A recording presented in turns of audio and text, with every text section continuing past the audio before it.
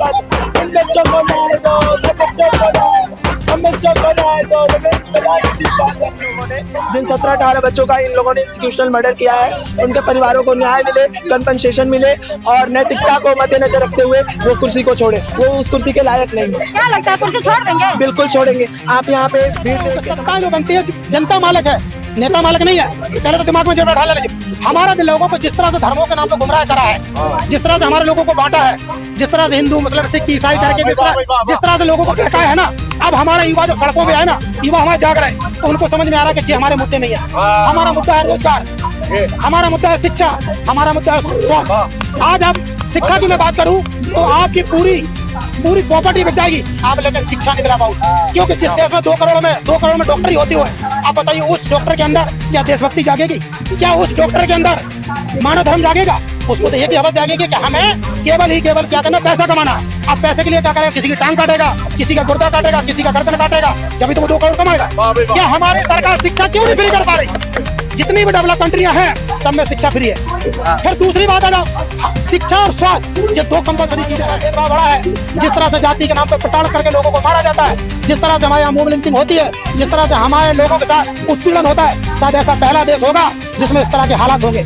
कोई भी ऐसा देश नहीं है जिसमें इस तरह के हालात है जो हमारे देश में है। लेकिन वो क्यों है?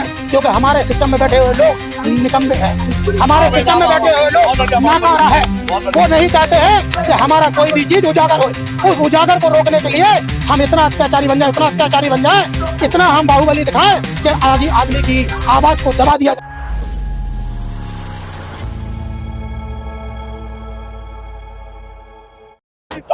इन बच्चों को न्याय दो, सब बच्चों को न्याय दो, हम बच्चों को न्याय दो।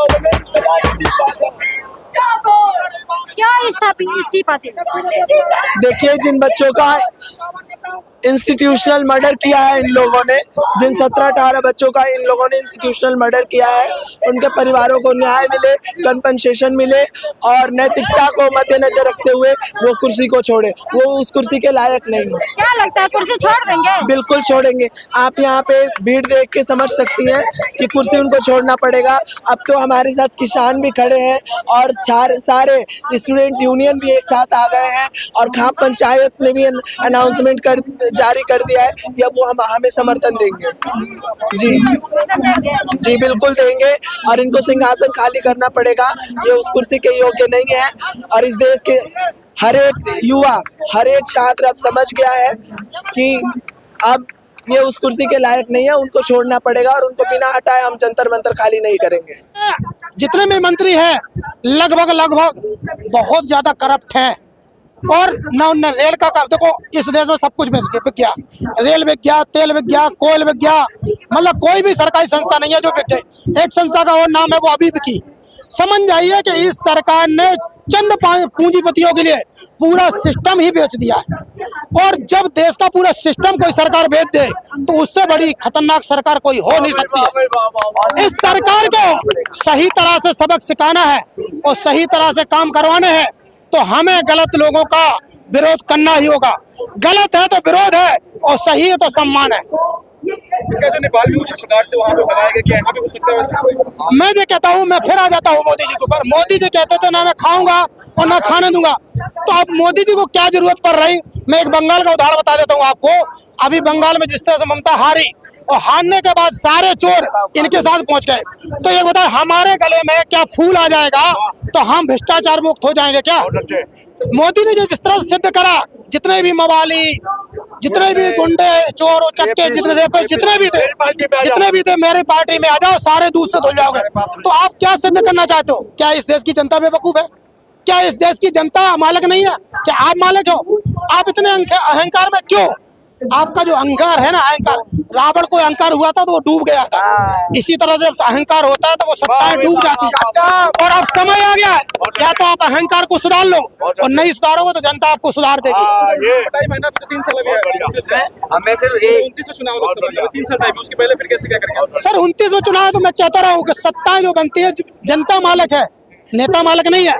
पहले तो दिमाग में जेब डाल लीजिए। हमारा लोगों को जिस तरह से धर्मों के नाम पे गुमराह करा है, जिस तरह से हमारे लोगों को बांटा है, जिस तरह से हिंदू मुस्लिम सिख ईसाई करके जिस तरह से लोगों को बहकाया है ना, अब हमारा युवा जब सड़कों पे आए ना, युवा हमारे जाग रहे हैं, तो उनको समझ में आ रहा है कि ये हमारे मुद्दे नहीं है।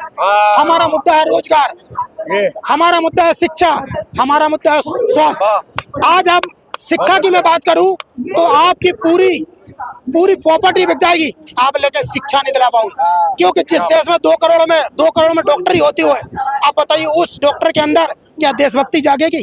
क्या उस डॉक्टर के अंदर मानव धर्म जागेगा?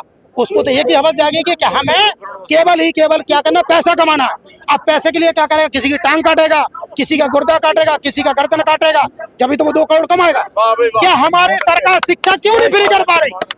जितनी भी डेवलप कंट्रियां हैं सब में शिक्षा फ्री है। फिर दूसरी बात आ जाओ, शिक्षा और स्वास्थ्य ये 2 कंपलसरी चीजें हैं, दोनों के ऊपर फ्री कर दी जाए तो हमारे देश में सच्चे देशभक्त होंगे।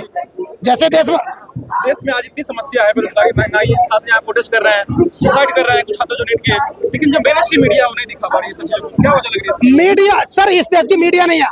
मीडिया आप उसको दलाल कहेंगे या मरी ही मीडिया करेंगे?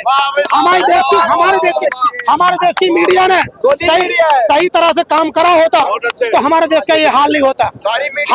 हम जो दिन आज देख रहे हैं तो हमारी मीडिया की सबसे बड़ी भूमिका है, क्योंकि इस देश की मीडिया मर चुकी है या मीडिया बिक चुकी है। उसको एक ही गुणगान करना है कि मोदी कहाँ जाएंगे, मोदी कहाँ आएंगे, मोदी किस मंदिर में जाएंगे, कहाँ घंटा हिलाएंगे। मतलब देश से कोई मतलब उनसे देश से मतलब नहीं। और मैं सत्यता जितनी भी सरकारें चली, शायद उनने देश के लिए वास्तव में काम करा होता तो हमारे देश का ये हाल नहीं होता। मोदी का मैं एक भाषण सुनाऊं, मोदी ने कहा था जिस देश का प्रधानमंत्री गिरा होता उस देश का रुपये गिर जाता है। तो मैं मोदी से पूछना चाहता हूँ, चलो कांग्रेस को गिरे थे तो कांग्रेस के गिरे थे, रुपया गिरता चला गया, लेकिन आप तो नहीं गिरे थे। आपके समय पे क्यों रुपया गिर गया? तो जो देश में काम ना हो गए वो उन चंद पूंजीपतियों के लिए काम हो रहा जो हमारे लिए देश के लिए बहुत बड़ा खतरा है। इस खतरा से हमारे युवा ही निकाल सकते, क्योंकि युवा पीढ़ी हमारी दर बट गई। क्या इस देश में 10,000 की नौकरी से क्या किसी का गुजारा होगा? क्या 15,000 की नौकरी से गुजारा होगा? आप शिक्षा फ्री कर नहीं पा रहे, स्वास्थ्य फ्री कर नहीं पा रहे, रोजगार आप दे नहीं पा रहे, तो आप फिर आए किसके लिए हो? तो क्या पीएम मोदी देश नहीं चला पा रहे? बिल्कुल नहीं, बिल्कुल। इस समय तो मतलब एक खाली फोपट लीला चल रही। हम झाल मूढ़ी खाएंगे, हम गौ माता बनाएंगे, हम मतलब इस तरह के प्रोपेगेंडा चलाए जा रहे हैं कि जिनकी हमें जरूरत नहीं है। हमें दूर तक जरूरत नहीं है। और शायद युवा जो आज जागा, शायद थोड़ी और पहले जाग जाता तो हमारे देश को ये हालत नहीं देखने पड़ते। इस तरह के जो हालत देखे वो हमारे युवाओं का ना जागना ही, हमारे ऐसे लोगों अनपढ़ गंवारों को जब हम सत्ता देंगे और गलत तबके के लोगों को हम सत्ता देंगे तो हम उनसे उम्मीद नहीं कर सकते। और किसी प्लेयर के उंगली में अगर चोट लग जाती है तो पीएम मोदी ट्वीट कर देते हैं, लेकिन अगर उन्हीं छात्र या सुसाइड कर लिया, एक ट्वीट उनका नहीं है इसको लेकर। जब हम बता रहे हैं जब उनके चोरों ने ही उनको मरवाया, अटाटू मटर बनता है, जो किसी ने सुसाइड नहीं करा है, उनकी प्रॉपर्टी बिक गई, बिल्कुल रोड पे आ गए, उनके बामती नोट पे आ गए। 2 करोड़ रुपए बताइए किसके पास है, कौन से गरीब के पास है? जब नीट की पेपर के लिए वो पढ़ाई करेगा तो 2 करोड़ रुपए कहाँ से लाएगा? या तो वो जमीन बेचेगा, या घर बेचेगा, या मकान बेचेगा, या लोन लेगा, जब तो आएगा। उसके बाद उस बच्चे का पेपर लीक हो जाए तो समझ जाओ कितना बड़ा फेलियाचारी है। सब हमारी पार्टी में आई है, सबका फूल मालाओं से स्वागत है, इसके अलावा कुछ नहीं है। जितने भी भ्रष्टाचारी है आप बीजेपी का पट्टा डालिए, आप माला माल है। ये हो रहा। अबे जो मुख्यमंत्री एक बना उसके ऊपर सबसे बड़े भ्रष्टाचार के वो शुभेंदु अधिकारी, आप देखिए मोदी जी का पट्टा बना, मुख्यमंत्री बना दिया। कर्नाटक का युद्धप्पा बना, सबसे बड़ा भ्रष्टाचारी था, उसको मुख्यमंत्री बना दिया।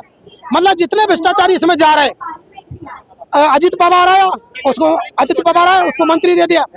अब हमें जनता को सोचना पड़ेगा, और जनता को नहीं सोचा, क्योंकि एक युवा की पकड़ पूरे परिवार के ऊपर होती है। मैं कह रहा हूँ मेरी पकड़ पूरे परिवार के ऊपर है, और जिस दिन वास्तव में युवा जाग गया और युवा ने देश के लिए काम कर दिया, उसके अंदर देशभक्ति आ गई कि हम देशभक्त हैं और हमें देश के लिए काम करना है, उस दिन हमारे देश बदलने में चंद घंटे भी नहीं लगेंगे। और अब हमारे युवा ने ताकत दिखा दी, और युवा अब समझ गया कि हमारे मुद्दे बेरोजगारी के हैं, हमारे मुद्दे रोजगार के हैं, हमारे मुद्दे सिस्टम के, सिस्टम में बैठे हुए लोग करप्ट, उनको उखाड़ने के हैं। इसलिए हमारे देश में बदलाव ज्यादा दूर नहीं है। क्योंकि युवा की पूरी पकड़ परिवार के ऊपर होती है और वो चाहेगा तो जिसको वोट डलाएगा वो वहां जाके वोट डालेगा। और जब वोट की ही ताकत है कि जो आज तुम वो करे, नहीं तो तुम्हारी औकात नहीं है, तुम वहां बैठे तो वहां तुम्हारी औकात नहीं है, औकात तुम्हें जनता ने दी है। इसी के साथ मैं लास्ट में कहूंगा, जय भीम, जय भारत, जय संविधान।